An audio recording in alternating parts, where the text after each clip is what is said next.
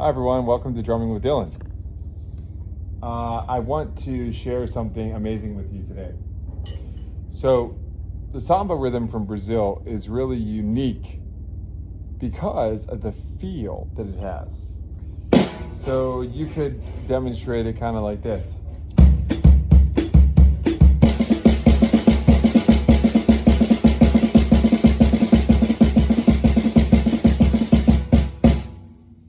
Okay, and so on drum set, it presents some challenges because you have an instrument called the pandero, which is right here,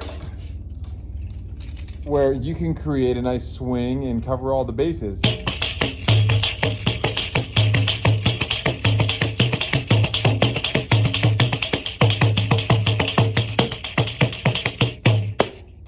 Now,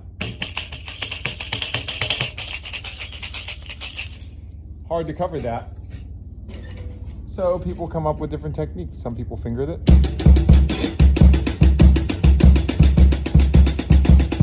I'm not very good at that. Other people, like me, go into the shed and try to figure out how to do it. And this leads me to my point today. Samba is a mixture of 2 against 3. And what classifies or what qualifies the swing, in my opinion, and in a lot of people's opinion, is this relationship between 2 against 3. So, you'll hear a lot of samba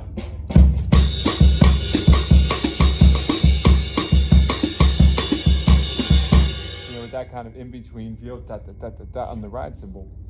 Now, what can tend to happen, if you're not familiar with the Brazilian way to play it, you can tend to go. And it's no fault of your own because you play it on paper like that. That's what it looks like. So, now check this out.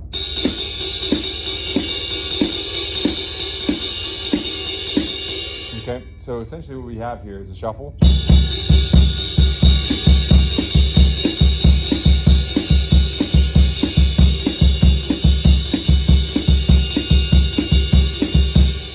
And one characteristic of the Brazilian samba is that you have more of a triplet in the bass. Instead of.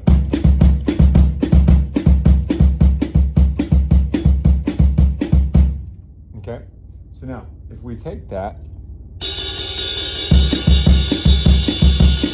what you hear is, what you get is 1 da da da. You hear da da da da da da. And what's great about the hi-hat is it really accents that. 2, 3, and 4, and 1, and the 2, and the 3, and the 4, and the 1. So, one way that you could do this is you could play 8th notes in these 2 limbs, and in the other 2 you have a triplet.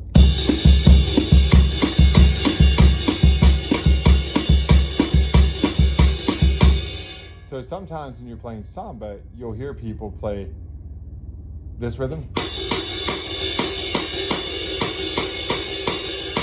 And every once in a while, it's a ba, ba, ba. It kind of has that ba, ba, ba, ba feeling.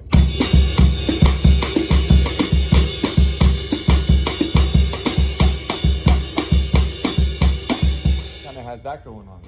So if you play these with that polyrhythmic structure, you kind of get that, right? Now, you can go 1, 2, 3, 1, 2, 3, 1, 2, 1, 2. But you can also put it together on the 3rd triplet. So like this. 1, 1, 1, 1, 1, 1. And it just so happens that that's part of the Brazilian swing. So you can really, that bat tugadum. That's the swing. That's where the swing is, in my opinion, based on observations. So you can then go like this.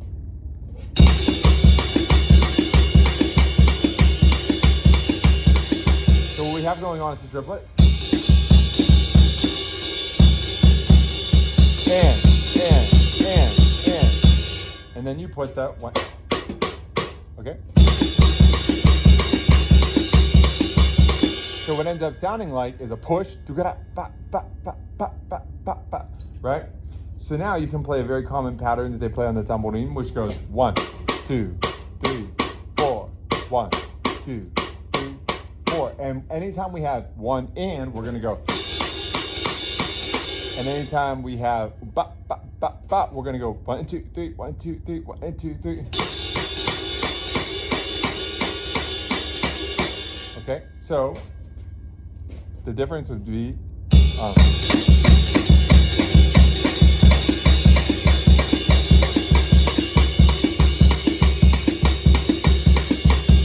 now if we play the tamborin pattern and line up, depending on if we're playing in 2,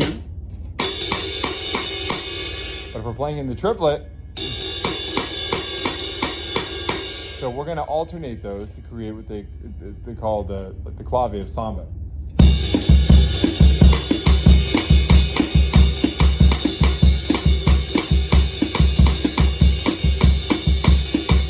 So we play between those two worlds, and that's what makes it sound funky.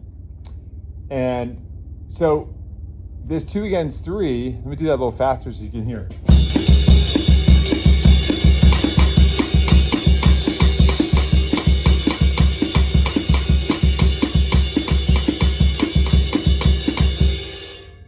So then, you know, when you want to go,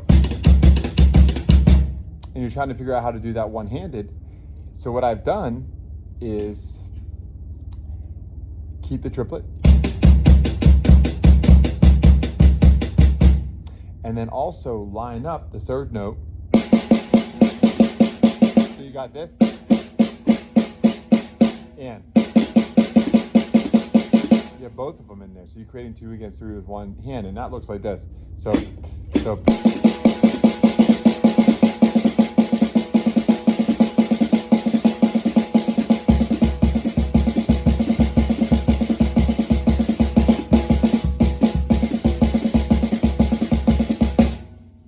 If I do that on the hi-hat,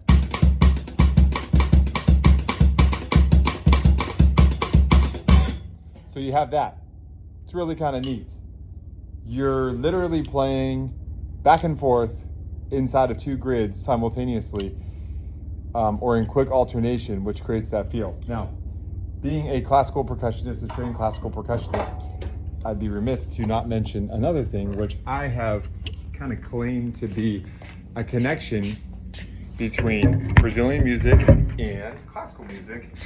And part of my passion is to try to combine these worlds because there are similarities. For instance, in Beethoven's 9th and 7th Symphony, and many other examples in Beethoven, Tchaikovsky, Dvorak, there's all this 2 against 3 everywhere. And one of those rhythms, this isn't going to be any particular note, sure. One of those rhythms goes like this.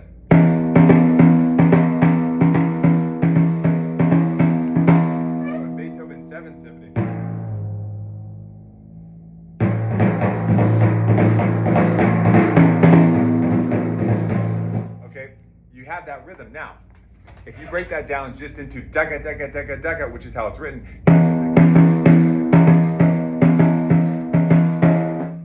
when you break it down like that, it's just one grid. But check this out. 1, 2, 3, 1, 2, 3, 1, 2, 3, 1, 2, 1, 2.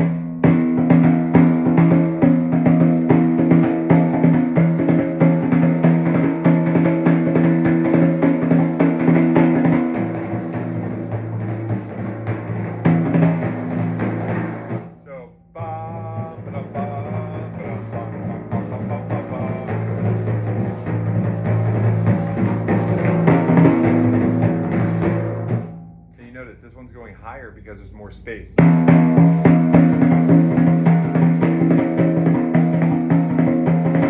then you can take the phrasing of that because the swing of that rhythm resides in the exchange between the 3 against the 2. Right there.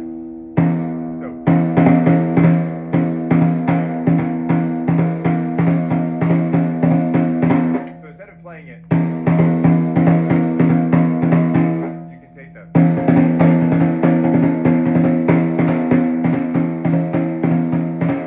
and then modify modify for any sticking you want.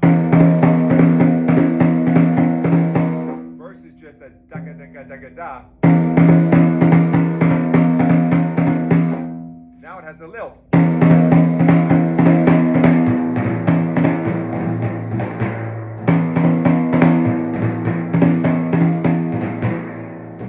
Same thing in the Ninth Symphony. To go. And for you classical percussionists out there, timpani players, I might recommend to go, instead of just practicing, try this out.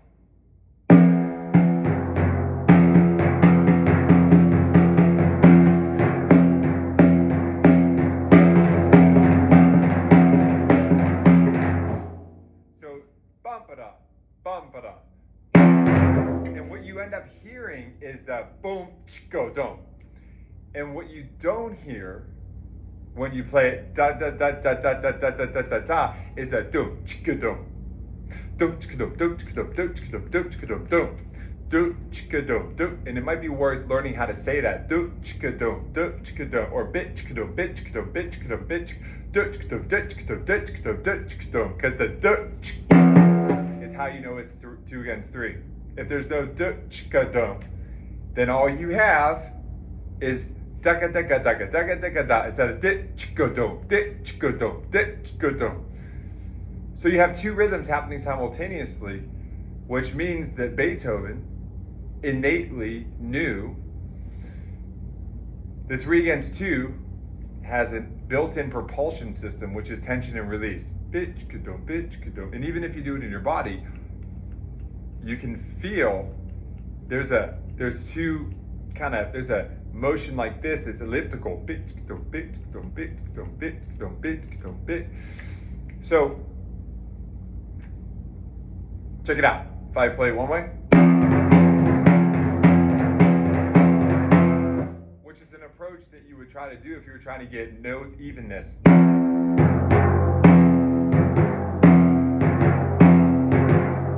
Right? But if you go.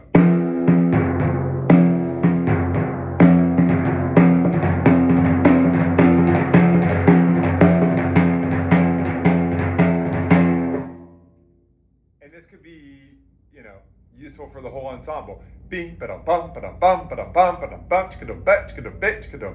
There's a great recording of Theodore Karensis, and the SWR Symphony playing Beethoven 9, and he understands because you hear that. So in the, you should look it up. It's fantastic. It's fantastic. So you go from.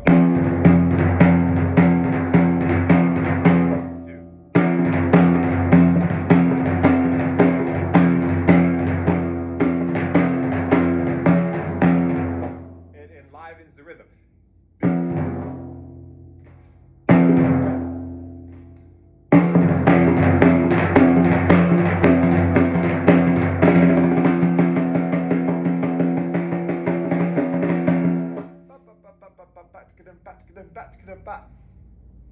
I think there's room for that in the orchestral world. And one of the issues is if you're playing a wind instrument or a violin, it may not occur to you that you can create a polyrhythm with one bow, but you can do it with one hand. It's all about allowing both of those qualities to exist at the same time, and that means I'll have to talk to a violinist and see if we can make another video about this.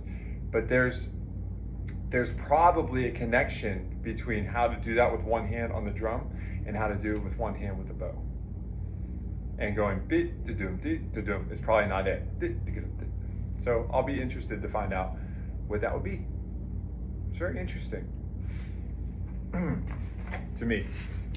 All right, well, thank you for participating in this. I hope that you enjoyed yourself. If you're still here, let me know. Say, hey, I thought this about your video, I thought that.